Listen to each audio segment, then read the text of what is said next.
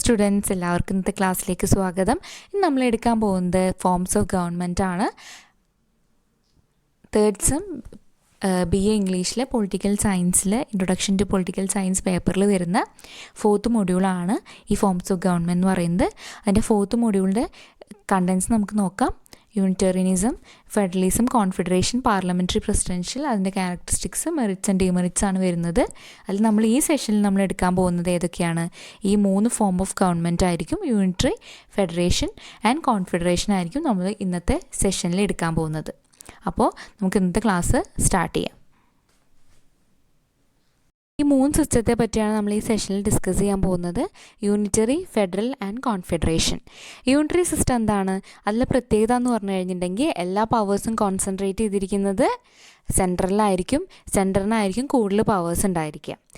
പിന്നെ വരുന്നത് ഫെഡറൽ സിസ്റ്റമാണ്. ഫെഡറൽ സിസ്റ്റം എന്ന് പറഞ്ഞാൽ ഡിവൈഡഡ് പവേഴ്സ് ആയിരിക്കും. സ്റ്റേറ്റുകൾക്കും സെൻട്രലിനും പവേഴ്സ് ഡിവിഷൻ ഉണ്ടായിരിക്കും. കോൺഫെഡറേഷൻ എന്ന് പറഞ്ഞു കഴിഞ്ഞാൽ സ്റ്റേറ്റ് ഗവൺമെൻറ്റ്സിനായിരിക്കും കൂടുതൽ പവേഴ്സ് ഉണ്ടായിരിക്കുക. ഫെഡറേഷൻ എന്ന് പറഞ്ഞു കഴിഞ്ഞാൽ സ്റ്റേറ്റ് ഗവൺമെൻറ്റ്സിനായിരിക്കും കൂടുതൽ പവേഴ്സ് ഉണ്ടായിരിക്കുക.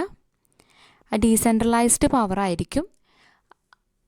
അത് സെൻട്രൽ ഗവൺമെൻറ്റിന് അങ്ങനെ പ്രത്യേക പവറല്ല ഉണ്ടായിരിക്കുക. കൂടുതൽ അതിൻ്റെ സോവറിൻ സ്റ്റേറ്റ്സിനായിരിക്കും, അതിൽ വരുന്ന സ്റ്റേറ്റ്സിനായിരിക്കും പവേഴ്സ് ഉണ്ടായിരിക്കുക. ഇനി എന്താണ് യൂണിറ്റേറിയനിസം? അത് നമുക്ക് കുറച്ച് ഡീറ്റെയിൽ ആയിട്ട് പഠിക്കാം. A unitary government is that in which governmental authority is vested in A single central organ or organs. അതായത് സിംഗിൾ സെൻട്രൽ ഓർഗൻ ആയിരിക്കും എല്ലാ പവേഴ്സും ഹാൻഡിൽ ചെയ്യുന്നത്. ഇപ്പോൾ നമ്മൾ സെൻട്രൽ ഗവൺമെൻറ് ആയിരിക്കും എന്തുണ്ടായിരിക്കുക, very പവർഫുള്ളായിരിക്കുക. The supreme power belongs to central government exercising control over all units which compose the state. അപ്പോൾ എല്ലാ യൂണിറ്റ്സിൻ്റെ മേലെ ആർക്കായിരിക്കും കൺട്രോൾ ഉണ്ടായിരിക്കുക? അത് സെൻട്രൽ ഗവൺമെൻറ്റിനായിരിക്കും കൺട്രോൾ ഉണ്ടായിരിക്കുക. For administrative convenience, state may be divided into different units, but all the authority emanate from the central government. These administrative units have no original existence of their own. അതായത് ഇങ്ങനെ ചിലപ്പോൾ യൂണിറ്റ്സായി divide ചെയ്തിരിക്കാം, സ്റ്റേറ്റുകളായി divide ചെയ്തിരിക്കാം, but they will not be powerful. എല്ലാ powerful ആരായിരിക്കും? ഒക്കെ സെൻട്രൽ ഗവൺമെൻറ് ആയിരിക്കും. അപ്പോൾ അവരുടെ ഒരു എക്സിസ്റ്റൻസും അല്ലെങ്കിൽ സ്റ്റേറ്റിൻ്റെ ഒരു എക്സിസ്റ്റൻസും പറയുന്നത് ആരുടെ കയ്യിലായിരിക്കും? സെൻട്രൽ ഗവൺമെൻറ് കയ്യിലായിരിക്കും. They are the creation of central government and may be altered at its will. അപ്പോൾ അത് ആരുടെ ക്രിയേഷനാണ്? സെൻട്രൽ ഗവൺമെൻറ് ക്രിയേഷനാണ് ഈ സ്റ്റേറ്റ്സ് പോലും. അപ്പോൾ വേണമെങ്കിൽ അവർക്ക് ആൾട്ടർ ചെയ്യാം, അവർക്ക് എന്തെങ്കിലും മോഡിഫിക്കേഷൻ വരുത്തണമെങ്കിൽ അതെല്ലാം വരുത്താവുന്നതാണ്. ഇപ്പോൾ ഇതിൻ്റെ എക്സാമ്പിൾസായി നമുക്ക് പറയാൻ പറ്റുന്ന Britain, France, Italy, China, Japan, Iran ആദ്യ എക്സാമ്പിൾസ് ഓഫ് യൂണിറ്ററി സ്റ്റേറ്റ്സ് ആണ്. അപ്പോൾ ഇതൊക്കെയാണ് അതിൻ്റെ എക്സാമ്പിൾസ് വരുന്നത്. അപ്പോൾ യൂണിറ്റേറിയനിസം എന്ന് പറഞ്ഞു കഴിഞ്ഞാൽ എങ്ങനെയാണ്?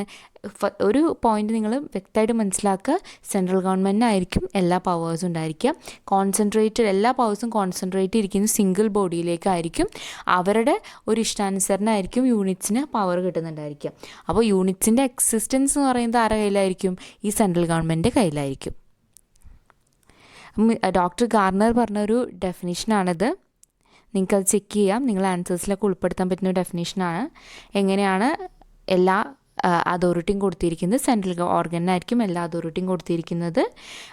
Local government derive their authority or autonomy they possess and indeed their existence. അപ്പം അവർ പൊസസ് ചെയ്യുന്ന അതോറിറ്റി എന്ന് പറയുന്നത് ആരുടെ നിന്ന് എടുത്തതായിരിക്കും? സെൻട്രൽ ഗവൺമെൻറ്റിൻ്റെ കൊടുത്ത ഒരു അവകാശങ്ങളായിരിക്കാം. സെൻട്രൽ ഗവൺമെൻറ് അവർക്ക് അനുവദിച്ചതായിരിക്കാം ആ റൈറ്റ്സ് എല്ലാം. അപ്പോൾ ഫുള്ളി ആരുടെ കയ്യിലായിരിക്കും കോൺസെൻട്രേഷൻ ഉണ്ടായിരിക്കുക? സെൻട്രൽ ഗവൺമെൻറ് ആയിരിക്കും ഫുള്ളി പവർഫുള്ളും. പവർ കോൺസെൻട്രേഷൻ മൊത്തം സെൻട്രലായിരിക്കും. ഇനി സെൻട്രൽ ഗവൺമെൻറ്, യൂണിറ്ററി ഗവൺമെൻറ്റിൻ്റെ കുറച്ച് ഫീച്ചേഴ്സ് ഉള്ളതാണ്. നിങ്ങൾക്കത് വായിച്ചു നോക്കാം. ഇനി ഫെഡറലിസം എന്താണ് ഫെഡറേഷൻ?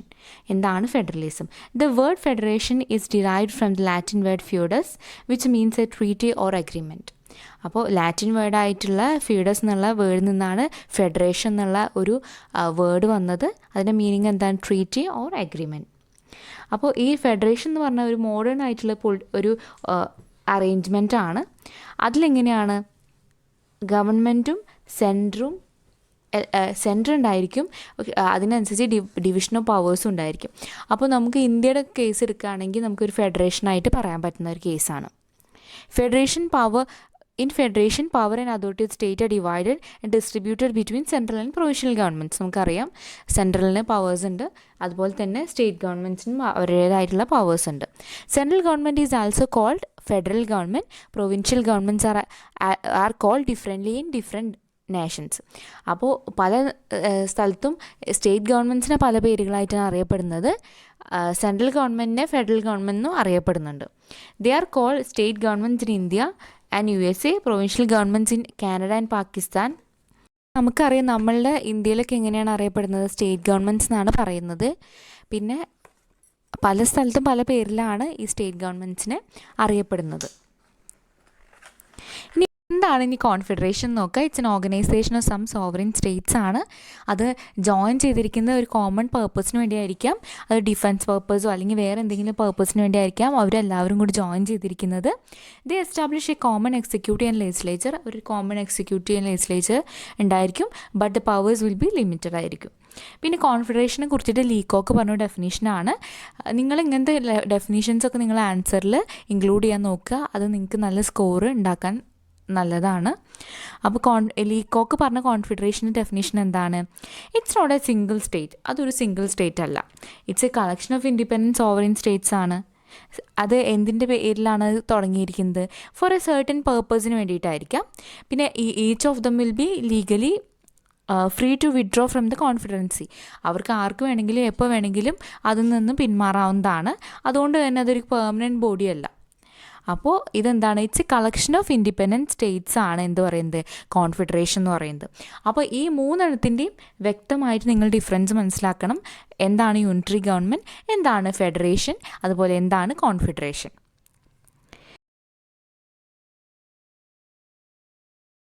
അപ്പോൾ നിങ്ങൾക്ക് ഇതിൽ ഏതെങ്കിലും ഒരു ഡെഫിനേഷൻ പഠിച്ചാൽ മതി. ഒന്നില്ലെങ്കിൽ ലീകോക്കിൻ്റെ ഡെഫിനേഷൻ അല്ലെങ്കിൽ ഈ ഡെഫിനേഷൻ, ഏതെങ്കിലും ഒരു ഡെഫിനേഷൻ നിങ്ങൾ കൃത്യമായിട്ട് പഠിച്ചാൽ മതി. ഇനി അപ്പോൾ distinction between federation and confederation ആണ്. In a federation, the federating units give some of their sovereignty and identity which give birth to new sovereign states. അപ്പോൾ ഒരു ഫെഡറേഷൻ ആണെങ്കിൽ എങ്ങനെയായിരിക്കും, ആ ഒരു അതിൽ വരുന്ന സ്റ്റേറ്റുകളുടെ അധികാരങ്ങൾ അവർ കുറച്ചൊക്കെ ആർക്ക് കൊടുക്കുന്നുണ്ട്, സെൻട്രൽ ഗവൺമെൻറ്റിന് കൊടുക്കുന്നുണ്ട്. അപ്പോൾ നമ്മൾ അമേരിക്കയുടെ കേസ് എടുക്കുകയാണെങ്കിൽ അമേരിക്ക ഒരു ഫെഡറേഷനാണ്. 50 states join together and gave birth to United States of America. അപ്പോൾ 50 സ്റ്റേറ്റുകൾ കൂടി ചേർന്നിട്ടാണ് അങ്ങനെ ഒരു സോവറിൻ സ്റ്റേറ്റ് ആയിട്ട് മാറിയത്. അപ്പോൾ അതിൽ കൂടി ചേരുന്ന ഈ സ്റ്റേറ്റുകൾ അവരെ കുറച്ചൊക്കെ പവേഴ്സ് എന്തിനു വേണ്ടി വിട്ടുകൊടുക്കേണ്ടി വരും, ഈ ഒരു സിസ്റ്റത്തിന് വേണ്ടി വിട്ടുകൊടുക്കേണ്ടി വരും. പക്ഷെ നമ്മളൊരു കോൺഫെഡറേഷൻ എടുക്കുകയാണെങ്കിലോ അങ്ങനെയുള്ള ഒരു പ്രശ്നം കോൺഫെഡറേഷനിൽ വരുന്നില്ല. ഇനി confederation is based on international treaty and federation is based on constitution. അപ്പോൾ കോൺഫെഡറേഷൻ എന്തിൻ്റെ ബേസിലാണ്? ഒരു ഇൻ്റർനാഷണൽ ട്രീറ്റിയുടെ ബേസിലാണ് കോൺഫെഡറേഷൻ വരുന്നത്. ഫെഡറേഷൻ വരുന്നത് എന്തിൻ്റെ ബേസിലാണ്? കോൺസ്റ്റിറ്റ്യൂഷൻ്റെ ബേസിലാണ്. In a federation every citizen is a member of state ആണ്, നോട്ട് ഓഫ് ദ കോൺഫെഡറേഷൻ. അപ്പോൾ ഒരു കോൺഫെഡറേഷനിൽ എങ്ങനെയാണ് വരുന്നത്?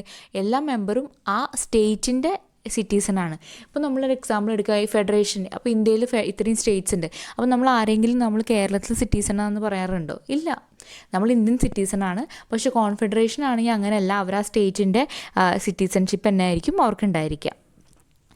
To leave a federation is generally illegal. അപ്പോൾ നമുക്ക് ഒരു ഫെഡറേഷൻ ലീവ് ചെയ്യുക എന്ന് പറയുന്നത് ഇല്ലീഗലാണ്. പക്ഷേ കോൺഫെഡറേഷൻ അങ്ങനത്തെ പ്രശ്നങ്ങളൊന്നും ഇല്ല. പിന്നെ there is no separate law of confederation but the federation has a definite federal law. ഒരു ഫെഡറേഷൻ ആണെങ്കിൽ അതിന് കൃത്യമായിട്ടുള്ള ലോസും കാര്യങ്ങളൊക്കെ ഉണ്ടായിരിക്കും. അപ്പോൾ ഇതാണ് അതിൻ്റെ ഡിഫറൻസ് എന്ന് പറയുന്നത്. ഈ ഒരു കോൺസെപ്റ്റ് മനസ്സിലാക്കാൻ ഈ ഡിഫറൻസ് അറിഞ്ഞിരിക്കുന്നത് ഇമ്പോർട്ടൻ്റ് ആണ്. പക്ഷേ നിങ്ങൾ എൻ്റെ ഡിഫറൻസ് തന്നെയാണ്, വേറൊരു പിക്ക് വെച്ചതാണ്. നിങ്ങൾക്ക് കുറച്ചുകൂടി മനസ്സിലാക്കാൻ വേണമെങ്കിൽ ഇതൊക്കെ ഒന്ന് വായിച്ച് നോക്കാം. പിന്നെ അതിൻ്റെ എക്സാമ്പിൾ എല്ലാവരും പഠിക്കണം. ലീഗ് ഓഫ് നേഷൻസ് ഒരു എക്സാമ്പിളാണ്. പിന്നെ UN ഒരു എക്സാമ്പിളാണ്. കോൺഫെഡറേഷൻ്റെ എക്സാമ്പിളാണ്. ഇനി merits and demerits of confederation നമുക്ക് സിമ്പിൾ ടേംസിൽ പറയാം. ഒരു ഡിമെറിറ്റ് എന്തായിരിക്കും കോൺഫെഡറേഷൻ എന്ന് പറഞ്ഞു കഴിഞ്ഞിട്ടുണ്ടെങ്കിൽ? It's A lack of sovereignty. അവർക്ക് സോവർണിറ്റി ഉണ്ടായിരിക്കില്ല. It's member States R sovereign. അപ്പോൾ ടോട്ടലി ഒരു കോൺഫെഡറേഷൻ എന്ന് പറയുന്നത് സോവറിൻ ആയിരിക്കില്ല. മെമ്പർ സ്റ്റേറ്റ്സൊക്കെ എങ്ങനെയായിരിക്കും? സോവറിൻ ആയിരിക്കും. അപ്പോൾ നിങ്ങൾ എടുക്കുകയാണെങ്കിൽ ഇപ്പോൾ ഇന്ത്യ എന്ന് പറയുമ്പോൾ ഇന്ത്യ ഒരു കോൺഫെഡറേഷൻ ആണെങ്കിൽ മൊത്തത്തിൽ ഇന്ത്യ എന്ന് പറയുന്നത് ഒരു സോവറിൻ സ്റ്റേറ്റ്സ് ആയിരിക്കില്ല. അപ്പോൾ ഓരോ അതിൽ വരുന്ന കേരളം, തമിഴ്നാട് അതൊക്കെ ആയിരിക്കും സോവറിൻ സ്റ്റേറ്റും. അവരൊക്കെ ആയിരിക്കും പവർഫുൾ ഉണ്ടായിരിക്കുക ഒരു കോൺഫെഡറേഷനിൽ. അപ്പോൾ ഇപ്പോൾ ഇങ്ങനെയാണ് നമ്മൾ രാജ്യത്ത് സെൻട്രൽ ഗവൺമെൻറ് ആണ് പവർഫുൾ എന്ന് പറയുന്നത്. പക്ഷേ ഒരു കോൺഫെഡറേഷൻ ആണെങ്കിൽ സ്റ്റേറ്റ് ഗവൺമെൻറ്റ്സ് ആയിരിക്കും പവർഫുൾ ഉണ്ടായിരിക്കുക, അല്ലെങ്കിൽ അതിൽ കൂടിച്ചേരുന്ന രാജ്യങ്ങളായിരിക്കും പവർഫുൾ ഉണ്ടായിരിക്കുക. മൊത്തത്തിൽ അതെന്ന് പറയുമ്പോൾ ഒരു സോവറിൻ സ്റ്റേറ്റ് ആയിരിക്കില്ല. അപ്പോൾ അതൊരു ഡിഫക്റ്റാണ്. അപ്പോൾ ആരുടെ വില്ലിനനുസരിച്ച്, ആ സ്റ്റേറ്റ്സുകളുടെ വില്ലിനനുസരിച്ചാണ് ഒരു കോൺഫെഡറേഷനിൽ തീരുമാനം എടുക്കുന്നത്. പിന്നെ മെറിറ്റ് എന്ന് പറയുമ്പോൾ എങ്ങനെയാണ്, നമുക്ക് എപ്പോൾ വേണമെങ്കിലും അതിൽ നിന്ന് നമുക്ക് വരാം, അത് പെർമനൻ്റ് അല്ല. പിന്നെ അതുപോലെ തന്നെ നമുക്ക് ഏതെങ്കിലും ഒരു വീക്ക് സ്റ്റേറ്റ് ആണെങ്കിൽ ഒരു പവർഫുൾ എനിമിക്കെതിരെ നമുക്ക് നിലകൊള്ളുവാനൊക്കെ സഹായിക്കുന്നതാണ് ഒരു കോൺഫെഡറേഷൻ എന്ന് പറയുന്നത്. നമ്മളധികം മിലിറ്ററി പവറൊന്നും ഇല്ലാത്തൊരു സ്റ്റേറ്റ് ആണെങ്കിൽ നമ്മൾ കോൺഫെഡറേഷനിൽ ജോയിൻ ചെയ്ത് കഴിഞ്ഞിട്ടുണ്ടെങ്കിൽ നമ്മളും അപ്പോൾ കുറച്ചും കൂടിയും പവർഫുള്ളും പ്രൊട്ടക്റ്റഡും ആയിരിക്കും. അപ്പോൾ ഇതൊക്കെയാണ് അതിൻ്റെ മെറിറ്റ്സ് ഡിമെറിറ്റ്സ് വരുന്നത്. ഇന്നത്തെ ക്ലാസ്സിൽ ഡിസ്കസ് ചെയ്തത് എന്തൊക്കെയാണ്? ഫെഡറേഷൻ ചെയ്തു, യൂണിറ്ററി ഗവൺമെൻറ് ചെയ്തു, കോൺഫെഡറേഷൻ ചെയ്തു. അപ്പോൾ യൂണിറ്ററി ഗവൺമെൻറ് പറഞ്ഞാൽ സെൻട്രൽ ഗവൺമെൻറ് ആയിരിക്കും പവർഫുള്ള്. ഫെഡറേഷൻ എന്ന് പറഞ്ഞാൽ നമ്മുടെ സിസ്റ്റം സെൻട്രൽ ഗവൺമെൻറ്റിനും സ്റ്റേറ്റ് ഗവൺമെൻറ്റ്സിനും പവേഴ്സ് ഉണ്ട്. But more concentration central government ആയിരിക്കും. ഒരു ഡിവൈഡഡ് പവർ ആയിരിക്കും ഫെഡറേഷൻ എന്ന് പറയുന്നത്. എന്താണ് കോൺഫെഡറേഷൻ എന്ന് പറഞ്ഞു കഴിഞ്ഞാൽ ഒരു കളക്ഷൻ ഓഫ് സ്റ്റേറ്റ്സ് ആയിരിക്കും. അതിൽ സ്റ്റേറ്റ് ഗവൺമെൻറ്റ്സിനായിരിക്കും ഇമ്പോർട്ടൻസ് ഉണ്ടായിരിക്കുക. അത് കൂടുതൽ പവർഫുൾ ഏതായിരിക്കും? സ്റ്റേറ്റ് ഗവൺമെൻറ്റ്സ് ആയിരിക്കും. അപ്പോൾ ഇതിനെക്കുറിച്ചിട്ടാണ് നമ്മൾ ഈ ക്ലാസ്സിൽ ഡിസ്കസ് ചെയ്തത്. എല്ലാവർക്കും ഈ ടോപ്പിക്സ് വളരെ വ്യക്തമായിട്ട് മനസ്സിലായെന്ന് വിചാരിക്കുന്നു. ഇനി നിങ്ങൾക്ക് എന്തെങ്കിലും ഡൗട്ട്സ് ഉണ്ടെങ്കിൽ നിങ്ങൾക്ക് കമൻറ്റ് ചെയ്യാവുന്നതാണ്. അപ്പോൾ എന്തായാലും നമുക്ക് ഇന്നത്തെ ക്ലാസ് സ്റ്റോപ്പ് ചെയ്യാം. താങ്ക്